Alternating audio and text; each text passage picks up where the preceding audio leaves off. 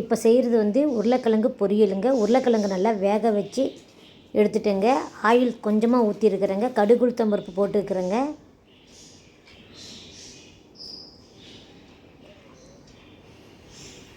பெரிய வெங்காயம் ஒன்று, ஒரு வெங்காயம் வந்து சின்ன சின்னதாக பொடி பொடியாக நறுக்கி இருக்கிறேங்க. கருவேப்பிலை கொஞ்சம் தேவையான அளவு சேர்த்துக்கலாங்க.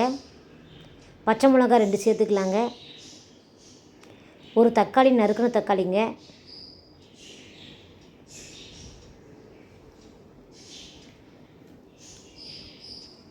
நல்லா பொன்னிறமாக வர மாதிரி வதக்கணுங்க. இந்த வீடியோ பிடிச்சிருந்தா லைக் பண்ணுங்கள், ஷேர் பண்ணுங்கள், பெல் பட்டன் அப்படியே அழுத்திடுங்க.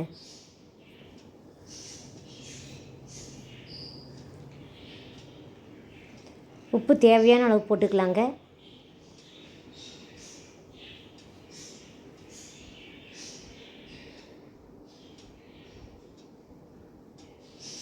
மஞ்சத்தூள் கொஞ்சமாக சேர்த்துக்கணுங்க.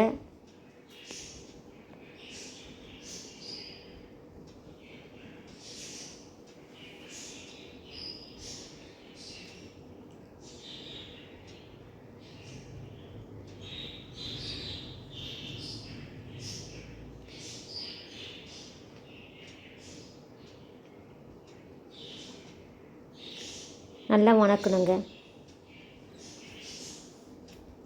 ஒரு 5 நிமிஷம் வணக்கினா போதுங்க. வெங்காயம் வெந்துடுங்க.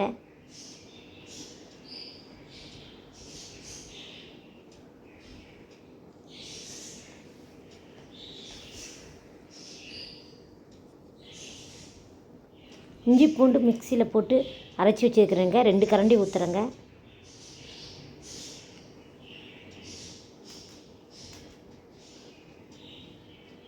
இஞ்சி பூண்டு வாசத்துக்கு மட்டும் ஊற்றுறேங்க.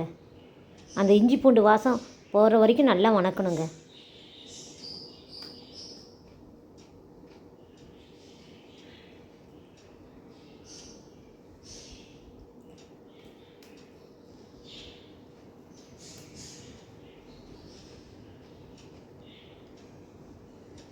உருளைக்கிழங்க பொடி பொடியாக பிச்சு அதில் போட்டேங்க.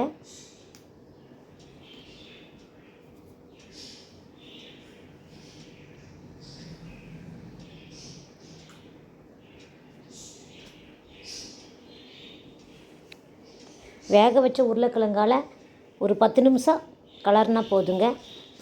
அப்படியே எடுத்துடலாம்.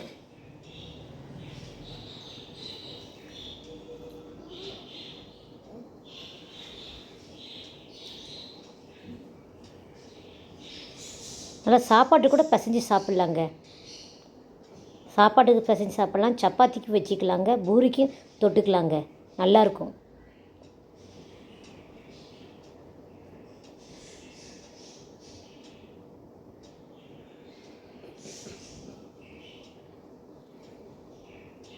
கொஞ்சமாக ஆயில் சேர்த்துக்கலாங்க.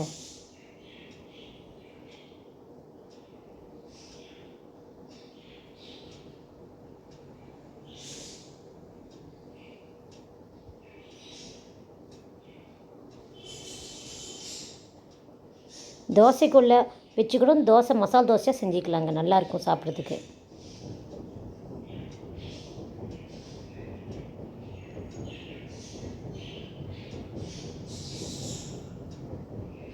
பாருங்கள், ரெடி ஆகிடுச்சிங்க.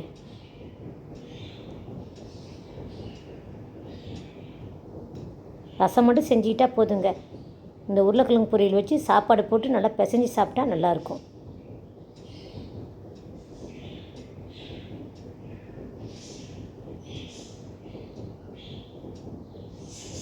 நான் செய்கிற மாதிரி நீங்களும் செய்யுங்க. நல்லா இருக்குங்க.